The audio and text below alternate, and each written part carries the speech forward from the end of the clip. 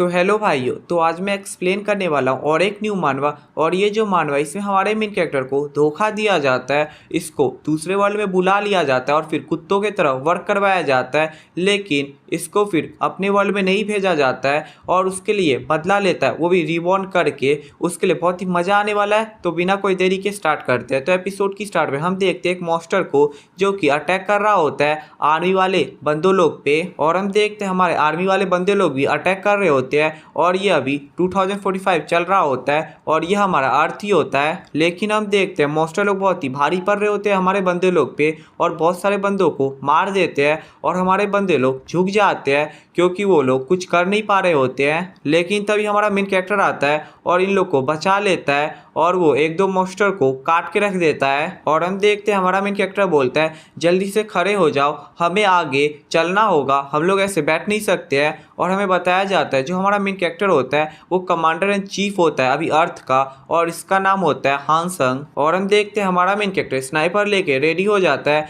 और हमारा main character हमें बताता है जो ह्यूमैनिटी है वो बहुत सालों से ही मॉन्स्टर के साथ फाइट कर रही है, लेकिन अब भी मॉन्स्टर सब खत्म नहीं हो रहे हैं, उल्टा हम ही लोग अब खत्म होने वाले हैं। अभी सिर्फ हमारा एक ही गोल है, वो भी हमारे आंख के सामने है। और हम देखते हैं हमारा मेन कैरेक्टर स्नाइपर लेके एक मॉन्स्टर पे एम कर रहा होता है और तभी हम देखते हैं यहाँ पे एक मैजिक बैरियर आ जाता है, जिसको देख के हमारा मेन कैरेक्टर कंफ्यूज हो जाता है कि ये क्या है। लेकिन वो मैजिक बैरियर नहीं होता है, वो टेलीपोर्टेशन बैरियर होता है जो कि हमारे मेन कैरेक्टर को टेलीपोर्ट कर देता है। जिसको देख के एक बंदा बोलता है ये कमांडर कहाँ गए, और हमारे अर्थ का गुड बाय होने वाला है क्योंकि हमारा हीरो ही अब दूसरे वर्ल्ड में चला गया। और हम देखते हैं दूसरे वर्ल्ड का सीन जहाँ पे हम देखते हैं हमारे मेन कैरेक्टर को चेन से बांध के रखा होता है और यहाँ पे कुछ बंदे होते हैं जो कि बोलते हैं हमने इमेजिन भी नहीं किया था ये सक्सेसफुल हो जाएगा, यहाँ पे दूसरे वर्ल्ड का हीरो यहाँ पे आ चुका है, हमने इसके बारे में बहुत सुना था, ये बहुत ही अच्छा फाइट करता है, अब ये हमारे लिए फाइट करेगा। और हम देखते हैं हमारे मेन कैरेक्टर को जो कि बहुत ही कंफ्यूज होता है और ये सोचता है ये जंजीर ये सब क्या है और मैं कहाँ पे हूँ। और तभी हम देखते हैं बुढ़ऊ को जो कि आ जाता है और वो बोलता है दूसरे वर्ल्ड के हीरो तुम्हारा स्वागत है एम्पायर में, मुझे पता है ये बहुत ही अचानक हुआ है, लेकिन तुम्हें डीमन किंग को हराना होगा और इस वर्ल्ड को बचाना होगा। जिस पे हम देखते हैं हमारा मेन कैरेक्टर बोलता है क्या डीमन किंग, ये सब तुम क्या बात कर रहे हो और मैं कहाँ पे हूँ और तुम लोग कौन हो, और अभी ये सब बात करने का टाइम नहीं है क्योंकि मुझे तो कोरिया में होना चाहिए। जिस पे बुढ़ाऊ बोलता है चुप हो जा। और हम देखते हैं वो कुछ एबिलिटी का यूज करता है जिससे हमारे मेन कैरेक्टर को बहुत ही गंदा वाला दर्द होता है। और हम देखते हैं बुड्ढे को जो कि हमारे मेन कैरेक्टर से बोलता है ज़्यादा रेजिस्ट मत करो, ये मैजिक तुम्हें बिल्कुल हार्म नहीं पहुंचाएगा अगर तुम हमारी बात मान लोगे तो। जिस पे हम देखते हैं हमारा मेन कैरेक्टर रुक जाता है और हम देखते हैं बुड्ढे को जो कि बोलता है प्लीज़ डीमन किंग को अब हरा दो और इस एम्पायर को बचा लो, और उसको एक स्वॉर्ड भी देता है। और बुढ़ा ये भी बोलता है अगर तुम डीमन किंग को हरा देते हो तब मैं तुम्हें ओरिजिनल वर्ल्ड में भेज दूंगा, क्या तुम हमारी रिक्वेस्ट को एक्सेप्ट करोगे। जिस पे हमारा मेन कैरेक्टर सोचता है और फिर वो बोलता है अच्छा ठीक है मैं करूँगा। और फिर हमें बताया जाता है फिर यहीं से ही हमारा मेन कैरेक्टर लगातार इस वर्ल्ड के लिए फाइट करता है। पहले पहला साल होता है, फिर दूसरा साल होता है, फिर तीसरा साल होता है, फिर पाँचवा साल होता है, फिर 10वां साल होता है और फाइनली जाके ये डीमन किंग को मार ही देता है। लेकिन उसके बाद बूढ़ा उसको अपने ओरिजिनल वर्ल्ड में नहीं भेजता है और वो बोलता है यहाँ पे तुम्हारे लिए एक और मिशन है। जिस पे हमारा मेन कैरेक्टर बोलता है ये तो तुमने प्रॉमिस नहीं किया था। जिस पे हम देखते हैं बूढ़ा बोलता है यहाँ पे एम्पायर को बचाना डीमन किंग को मार देने से खत्म नहीं हो जाता है, यहाँ पे तुम देख रहे हो यहाँ पे जो बंदे लोग हैं वो सब एम्पायर के खिलाफ जा सकते हैं, उसके लिए इन लोग का खत्म होना बहुत ही जरूरी है, हम लोग दूसरे खतरे को जन्म नहीं दे सकते हैं, उसके लिए तुमको जाके इन लोग को खत्म कर देना है, यही तुम्हारा लास्ट टास्क है। और हम देखते हैं यहाँ पे सुनहरे बालों वाले एक बंदे को, इसी को बुढ़ा बोलता है इसी को तुम्हें मारना है और उसके बाद तुम फ्री हो जाओगे, वैसे तुम एम्पायर की थोड़ी सी मदद तो कर ही सकते हो ना। और हम देखते हैं फिर से वही एबिलिटी का यूज करता है जिससे हमारे मेन कैरेक्टर को फिर से दर्द होता है और हमारा मेन कैरेक्टर सोचता है कुत्ता, मुझे कुत्ता बना के रख दिया इन लोगों ने जिसको कभी भी ये कंट्रोल कर सकते हैं, सच में ये बहुत ही भड़वे लोग हैं, सच में ये कब खत्म होगा। और हम देखते हैं हमारे मेन कैरेक्टर को जो कि उसी बंदे से फाइट कर रहा होता है और हम देखते हैं हमारा मेन कैरेक्टर आराम से उस बंदे को मार देता है और वो जीत जाता है। और हम देखते हैं सुनहरे वाले बंदे को जो कि बोलता है सच में तुम बहुत ही बड़े बेवकूफ़ हो, जिस पे हम देखते हैं हमारा मेन कैरेक्टर बोलते हैं मेरे पास कोई चॉइस ही नहीं थी और मुझे माफ़ कर दीजिए। जिस पे हम देखते हैं वही बंदा बोलता है किस लिए, यहाँ पे तुम्हें सॉरी बोलने की कोई ज़रूरत नहीं है क्योंकि अगली बारी तुम्हारी ही है। जिसको हमारा मेन कैरेक्टर कुछ समझ तो नहीं पाता है लेकिन वो बोलता है ये फाइनली ओवर हो गया, अब मैं घर जा सकता हूँ। और हम देखते हैं पीछे में एक बंदा भी आ चुका होता है हमारे मेन कैरेक्टर के और हम देखते हैं वही बंदा हमारे मेन कैरेक्टर को मार देता है और वो बोलता है बहुत अच्छे दूसरे वर्ल्ड के हीरो, तुम्हारा काम अब समाप्त होता है। और हम देखते हैं उस बंदे का नाम होता है ब्रैंडनबर्ग और हम देखते हैं यही बंदा बोलता है हीरो तुमने इन सालों में बहुत ही अच्छा फाइट किया, तुमने एम्पायर के लिए बहुत ही अच्छा काम किया, लेकिन तुम भी तो हमारे दुश्मन बन सकते हो ना, उसके लिए अब तुम्हारा ख़त्म होना बहुत ही ज़रूरी है। और हम देखते हैं हमारा मेन कैरेक्टर उसी बंदे से बोलते हैं अच्छा तो ये सब झूठ था, तुम लोग ने तो बहुत ही पहले ही प्लान करके रखा था, तुम लोग तो मुझे कभी घर भेजने ही वाले नहीं थे। जिस पे हम देखते वही बंदा बोलता है हम लोग तुम्हें क्यों ही भेजते, वैसे भी तुम तो हमारे लिए कुत्ते ही थे ना। और हम देखते हैं हमारा मेन कैरेक्टर नीचे गिर जाता है और वो बंदा बोलता है चलो हीरो अब आराम से मर जाओ। और हम देखते हैं हमारा मेन कैरेक्टर सोचता है मुझे पहले से ही पता था वो लोग मुझे कभी जाने नहीं देंगे, लेकिन तब भी मैं सोचता था कि वो मुझे जाने देंगे, लेकिन फाइनली ये वही निकला जो मैंने सोचा था। लेकिन इसी के साथ मैं ख़त्म नहीं हो रहा हूँ, मैं पक्का एम्पायर को बहुत ही गंदी मौत दूंगा। और हमें बताया जाता है उसी रात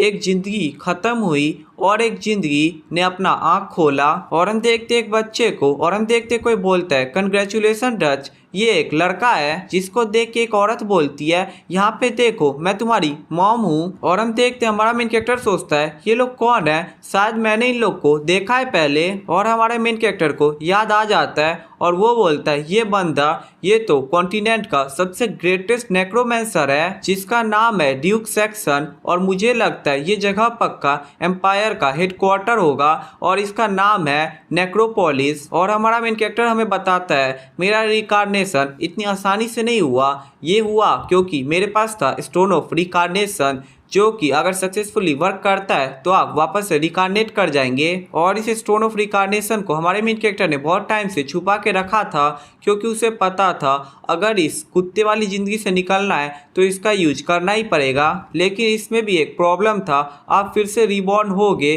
तो पूरा ही वो आपके फेट पे डिपेंड करता है कि आप अमीर घराने में रिबॉर्न होगे या फिर गरीब घराने में। लेकिन अभी इसके बारे में मैं सोचूं तो मैं तो ड्यूक की फैमिली में पैदा हुआ हूँ जो कि एम्पायर की बहुत ही मोस्ट एलिट नोबेलिटी मानी जाती है। और जब मैं बड़ा हो जाऊंगा और नेक्रोमेंसी में मास्टर बन जाऊंगा तब मैं उन सभी एम्पायर के भड़वों को ख़त्म कर दूंगा। और तभी हम देखते हैं हमारे मेन कैरेक्टर के डैड बोलते हैं ये बच्चा तो रो नहीं रहा है नैनी। जिस पे हम देखते हैं नैनी बोलती है सच में ये तो बहुत ही अजीब है, लेकिन ये तो सांस अच्छे से ले रहा है तब भी ये चुप क्यों है। जिस पे हम देखते हैं हमारे मेन कैरेक्टर की मॉम बोलती है आप पहले इसकी कंडीशन को चेक करिए अच्छे से नैनी। और हम देखते हैं हमारे मेन कैरेक्टर को जो कि सोच रहा होता है मैं तो बच्चा हो ही नहीं तो मैं रो क्यों। और हम देखते हैं नैनी को जो कि बोलती है इसका सांस तो ठीक है, मुझे लगता है यहाँ पे कोई चिंता करने वाली बात नहीं है। और हम देखते हैं हमारे मेन कैरेक्टर के डैड बोलते हैं लेकिन अगर कोई बच्चा नहीं रोता है तो इसका मतलब होता है वो बीमार है। जिस पे हम देखते हैं नैनी बोलती है यहाँ पे आपको चिंता करने की कोई जरूरत नहीं है, अगर आप चाहते हैं कि ये रोए तो ये पक्का रोएगा, आप इसके पिछवाड़े में मारिए और फिर ये रोएगा। और एक पिछवाड़े में लगता है हमारे मेन कैरेक्टर को। लेकिन हम देखते हैं हमारा मेन कैरेक्टर सच लौंडे की तरह नहीं रोता है। और हम देखते हैं हमारे मेन कैरेक्टर के मॉम और डैड बोलते हैं सच में ये बच्चा तो बहुत ही अजीब है, ये तो रो ही नहीं रहा है। जिस पे हमारे मेन कैरेक्टर की मॉम बोलते हैं ये आप पे ही गया है, आपके ही तरह इसके पास एक स्ट्रॉन्ग विल है। और हम देखते हैं हमारे मेन कैरेक्टर की मॉम बोलती है नैनी आप मुझे दे दीजिए मैं इसको रुआती हूँ अब। और हम देखते हैं हमारा मेन कैरेक्टर सोचता है तुम लोग पागल हो चुके हो, तुम्हारा बेटा बिल्कुल ठीक है। और हम देखते हैं हमारे मेन कैरेक्टर की मॉम उसके पिछवाड़े मारने ही वाली होती है, लेकिन हम देखते हैं वो नहीं मारती है और आराम से उसको सिर्फ टच करती है। और हमारा मेन कैरेक्टर सोचता है ये गर्माहट, ये सुंदर सा स्किन जो मुझे टच कर रहा है, सच में ऐसा मुझे कभी फील नहीं हुआ था, कभी नहीं। मैं हमेशा दर्द में ही रहता था लेकिन मैं कभी रोता नहीं था और ऐसा फील तो मुझे कभी नहीं हुआ है। और हम देखते हैं हमारा मेन कैरेक्टर रोने लगता है और हमारे मेन कैरेक्टर को कोई भी ताकत रुआ नहीं पाई, लेकिन मम्मी की ताकत ने उसको रुआ दिया। 8 साल गुजर चुके होते हैं जब हमारा मेन कैरेक्टर फिर से रिबॉर्न करता है और हमें यहाँ पे हमारे मेन कैरेक्टर के मॉम डैड दिखाए जाते हैं और हम देखते हैं हमारे मेन कैरेक्टर के डैड बोलते हैं सच में टाइम बहुत ही जल्दी बीत जाता है, जिस पे हम देखते हैं हमारे मेन कैरेक्टर की मॉम बोलती है हाँ बिल्कुल। और हम देखते हैं हमारे मेन कैरेक्टर के डैड बोलते हैं क्या हमारा मेन कैरेक्टर अभी भी स्टडी रूम में है, जिस पे हम देखते हैं हमारे मेन कैरेक्टर की मॉम बोलती है हाँ बिल्कुल, उसने कभी भी अपने बुक को छोड़ा ही नहीं है जब से वो 4 साल का हुआ था। जिस पे हमारे मेन कैरेक्टर के डैड बोलते हैं वो पक्का तुम्ही पे गया है उसके लिए, वैसे मुझे लगता है वो पक्का मैजिक में थोड़ा सा इंटरेस्टेड है। जिस पे हमारे मेन कैरेक्टर की मॉम बोलती है यहाँ पे तुम भूल तो नहीं चुके हो जो तुमने मेरे से प्रॉमिस किया था, तुमने कहा था कि तुम उसे नेक्रोमेंसी कभी नहीं सिखाओगे, तुम्हें याद है ना।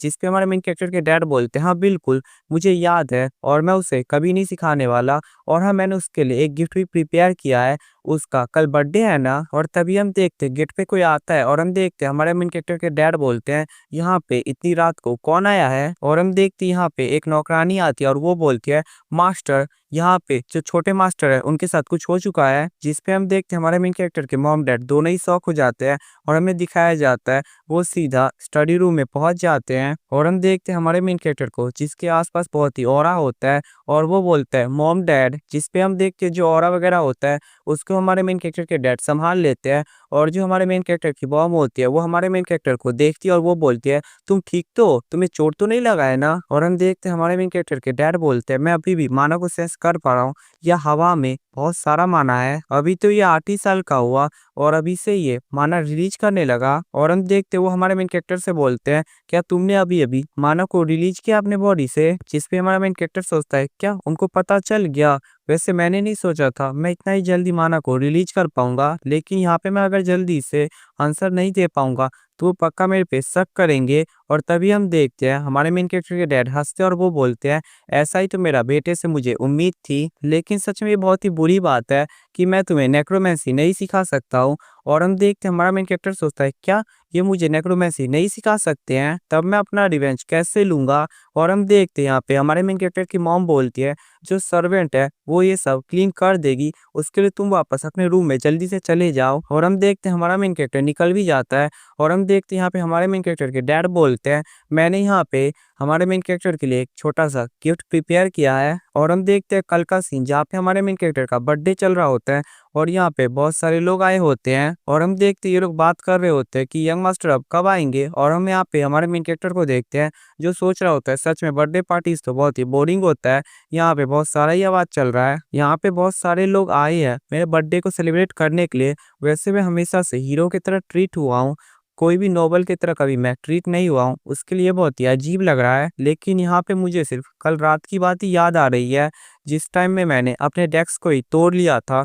मैं तो बस अपने पास्ट लाइफ के बारे में पढ़ रहा था, लेकिन उसी टाइम मेरा माना रिलीज होने लगा। यहाँ पे मैं जैसे भी सोचूं तो मुझे लगता है यहाँ पे ये जो बॉडी है इसके पास बहुत ही अच्छा टैलेंट है और यहाँ पे मुझे कोई नेक्रोमेंसी सिखाने ही वाला नहीं है, मुझे अपने फादर को इसके लिए मनाना चाहिए। लेकिन मैंने उनको सुना था वो बोल रहे थे उन्होंने मेरे लिए कुछ गिफ्ट प्रिपेयर किया है, अगर मैं उनसे बात करना भी चाहूंगा तो भी ये बहुत ही डिफिकल्ट होने वाला है। और तभी हम देखते हैं हमारे मेन कैरेक्टर की मॉम आ जाती है वो भी एक बंदे के साथ, और हम देखते हैं हमारे मेन कैरेक्टर की मॉम बोलती है हैप्पी बर्थडे। जिस पे हम देखते हैं हमारा मेन कैरेक्टर बोलता है मॉम आपके पीछे में कौन है। जिस पे हम देखते हैं हमारे मेन कैरेक्टर की मॉम बोलती है आओ और इनको ग्रीट करो, ये एल्डर है ब्लू मैजिक टावर की और ये मास्टर है मैजिक एट्रीब्यूट में और इनका नाम है डीमन सैफिया और यही तुम्हारी टीचर होगी। और हम देखते हैं सैफिया को जो कि बोलती है मैं आपके साथ काम करने में बहुत ही खुश होंगी। और हम देखते हैं हमारे मेन कैरेक्टर की मॉम बोलते हैं यही तुम्हारा गिफ्ट है।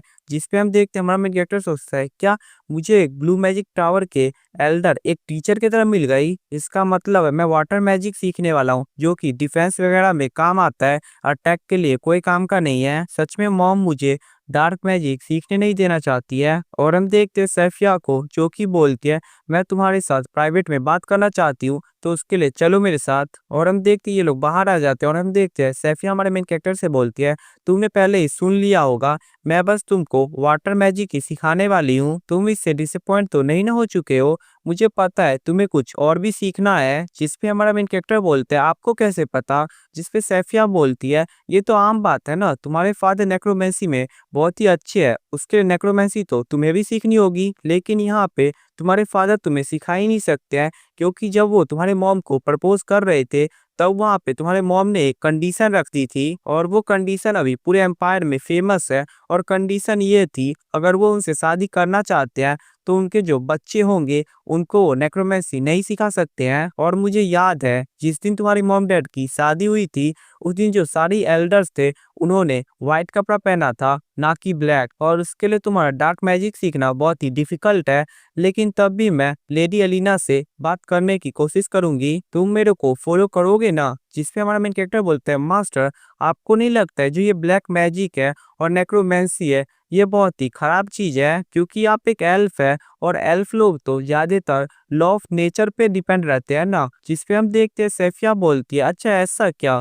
तो जो प्रीस्ट वगैरह होते हैं और वो फिर से बंदे लोग को जिंदा कर देते हैं, उसके बारे में तुम्हारा क्या ख्याल है? वो क्या नेचर के खिलाफ नहीं है? यहाँ पे नेक्रोमेंसी और वापस से किसी बंदे को जिंदा करना, ये सब बातें सेम ही है। जिसको सुन के हमारा मेन कैरेक्टर थोड़ा सा शॉक हो जाता है और वो सोचता है ये तो सच में अलग है। बाकी सब एल्फ तो सिर्फ नेचर के बारे में ही सोचते हैं, लेकिन ये बहुत ही अलग है। सच में मुझे बहुत अच्छा मास्टर मिली है। और हम देखते सैफिया को जो कि बोलती है, चलो अब हम अपने लेसन को स्टार्ट करते हैं। वैसे मैंने सुना है तुमने अपने माना सर्कल का एक फ्रेगमेंट को फॉर्म कर चुके हो। अभी तुम्हारा पहला गोल है कि तुम्हें अपना फर्स्ट सर्कल को कंप्लीट करना है। जिसपे हमारा मेन कैरेक्टर बोलता है, अच्छा फर्स्ट सर्कल ये बहुत ही अच्छा होगा, क्योंकि मैंने जितने स्पेल को अभी तक पढ़ा है उसके लिए कम से कम फर्स्ट सर्कल तो होना ही चाहिए। और हम देखते सैफिया हमारे मेन कैरेक्टर को बोलती है, अपने हाथ को अपने दिल के पास रखो और फोकस करो। जिसपे हमारा मेन कैरेक्टर बोलता है, अच्छा ठीक है मैं समझ गया। और हम देखते हैं हमारा मेन कैरेक्टर यहाँ पे हमें बताता है, ये जो वर्ल्ड है ये अर्थ की तरह नहीं है, यहाँ पे बहुत ही ज्यादा माना है। लेकिन यहाँ पे सिर्फ ड्रैगन वगैरह ही माना को डायरेक्ट कंज्यूम कर सकते हैं, लेकिन हम लोग यहाँ पे डायरेक्ट कंज्यूम नहीं कर सकते हैं। उसके लिए यहाँ पे हमें एक फिल्टर की जरूरत पड़ती है, और वो हमारा हार्ट होता है, और जिसको हम माना सर्कल भी बोलते हैं। और यहाँ पे माना सर्कल का सभी फ्रेगमेंट को हम अपने दिल के तरफ रख लेते हैं, तब हमारा माना सर्कल फॉर्म हो जाता है। और यहाँ पे माना सर्कल लगातार रोटेट होते रहता है, जिससे जो माना है वो हमारे बॉडी में अच्छे से फ्लो होती है। और हम देखते सैफिया बोलती है, अच्छे से अपने माना को अपने हार्ट के अराउंड रोटेट करो। वैसे यहाँ पे 1 महीने तो लग ही जाते हैं, उसके लिए ज्यादा जल्दबाजी मत करो। जिसपे हम देखते हैं हमारा मेन कैरेक्टर बोलता है, लेकिन मास्टर मैंने तो अभी कर लिया। जिसपे सैफिया बहुत ही शौक हो जाती है और वो बोलती है, क्या तुमने अभी कर लिया? तुमने तो अभी ट्रेनिंग स्टार्ट की और तुमने एक सर्कल को भी फॉर्म कर लिया, वो भी कुछ मिनट में ही।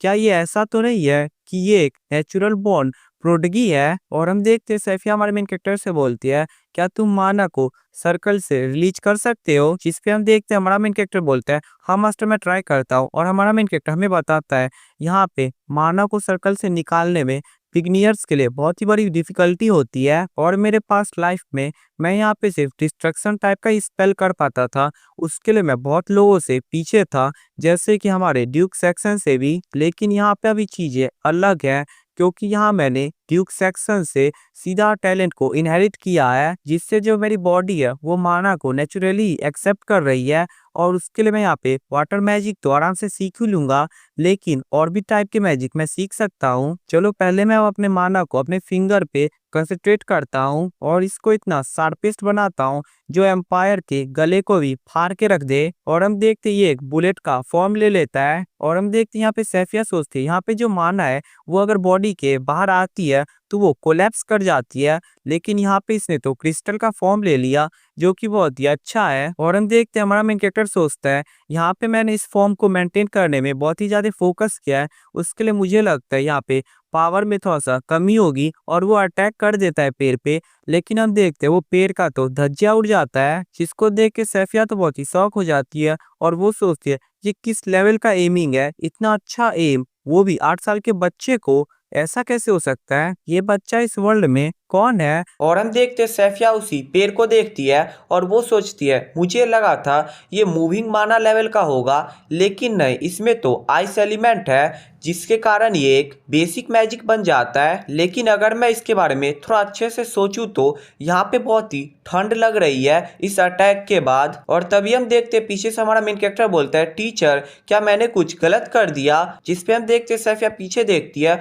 और वो सोचती है इसमें एक मैजिक फॉर्मूला था था, इसका मतलब इस बच्चे ने एक मैजिक फॉर्मूला का यूज किया। इसमें रोटेशन, एक्सेलरेशन और कंजक्शन सब था और इसमें मिलिट्री मैजिक फॉर्मूला था और वो भी गोल्डन रेशियो में। इतना अच्छे से गलती से ही इतना अच्छा स्पेल का यूज करना सच में ये तो बहुत ही खतरनाक है, लेकिन इस बच्चे ने तो ऐसा कर दिखाया। और तभी हम देखते हैं हमारा मेन कैरेक्टर फिर से बोलता है, टीचर कुछ प्रॉब्लम है क्या? जिस पे हम देखते हैं सैफिया बोलती है कुछ नहीं। और हम देखते हैं सीन कट होता है और हम देखते हैं दूसरे जगह का सीन जहाँ पे हम देखते हैं सैफिया को और हम देखते हैं कोई बोलता है तुम्हारा मतलब क्या है, तुम डेले को नहीं सिखा सकती हो? और हम देखते हैं ये हमारे मेन कैरेक्टर के फादर होते हैं और ये बोलते हैं अगर उसने फर्स्ट सर्कल को कुछ मिनट में ही कर लिया तो ये तो अच्छा हुआ ना, उसके लिए तुम्हें तो उसको टीच करना चाहिए ना। जिसपे सैफिया बोलती है हाँ ये अच्छा है, लेकिन उन्होंने एक परफेक्ट लीथल स्पेल को भी उसी टाइम यूज किया।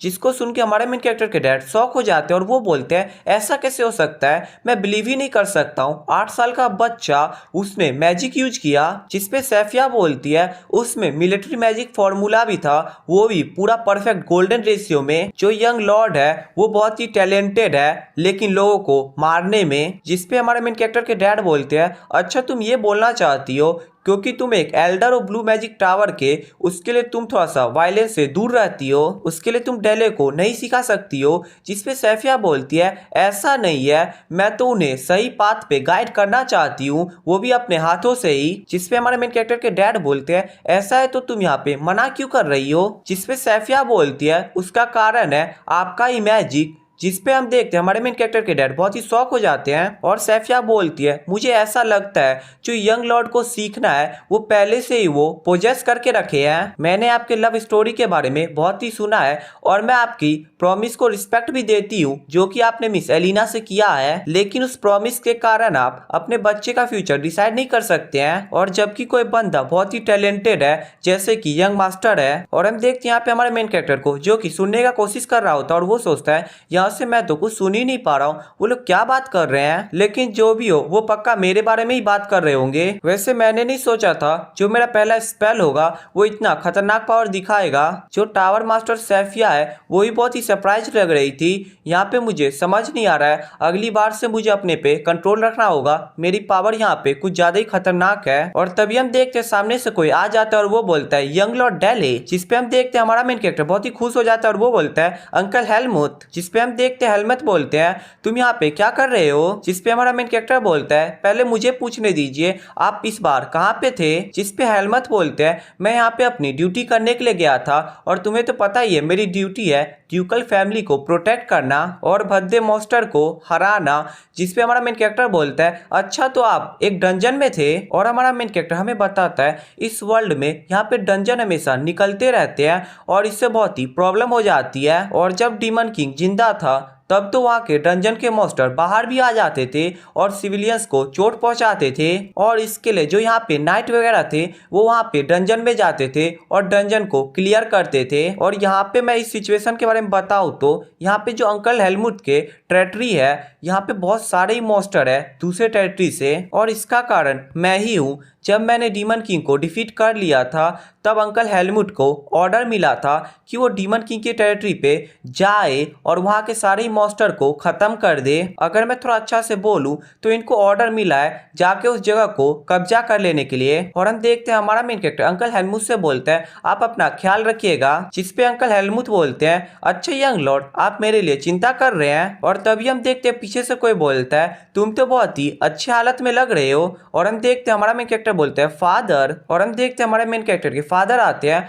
और वो बोलते हैं ड्यूक सचन आपको मेरी तरफ से ग्रीटिंग है। वैसे आप जो डंजन में बहुत ही ज्यादा हार्डवर्क किए हैं उसको मैं अप्रिशिएट करता हूँ। और तभी हम देखते हैं हमारे मेन कैरेक्टर की मॉम भी आ जाती है और वो बोलती है अच्छा तुम यहाँ पे हो। और हम देखते हैं हमारा मेन कैरेक्टर बोलता है मॉम यहाँ पे क्या कर रही है? और हम देखते हैं हमारे मेन कैरेक्टर की मॉम बोलती है डेले मैंने सुना है यहाँ पे तुम अपने फर्स्ट सर्कल पे पहुंच चुके हो, सच में मुझे तुम पे बहुत ही प्राउड है। और हम देखते हैं हमारे मेन कैरेक्टर के डैड भी बोलते हैं अच्छा ऐसा है क्या, तब तो कंग्रेचुलेसन डेले, और यहाँ पे तुम कुछ मांगना चाहते हो अपने फादर से तो मांग सकते हो। जिस पे हमारा मेन कैरेक्टर सोचता है अच्छा ऐसा क्या, तब तो मेरे ख्याल से मुझे नेक्रोमेंसी सिखाने के लिए बोलना चाहिए, लेकिन ये बहुत ही अजीब लगेगा। और हम देखते हैं हमारा मेन कैरेक्टर बोलता है मुझे एक लिटिल सिस्टर चाहिए। जिसपे हम देखते हैं हमारे मेन कैरेक्टर के दोनों मॉम डैड शर्मा जाते हैं, और हम देखते हैं हमारे मेन कैरेक्टर के डैड बोलते हैं हम लोग अपना बेस्ट देंगे। जिसपे हमारा मेन कैरेक्टर बोलता है ठीक है फादर। और हम देखते हैं ये सुन के तो अंकल हेलमुट भी थोड़े से शर्मीले हो जाते हैं। और हम देखते हैं यहाँ पे रात का सीन, जहाँ पे हम देखते हैं हमारे मेन कैरेक्टर को जो कि सोच रहा होता है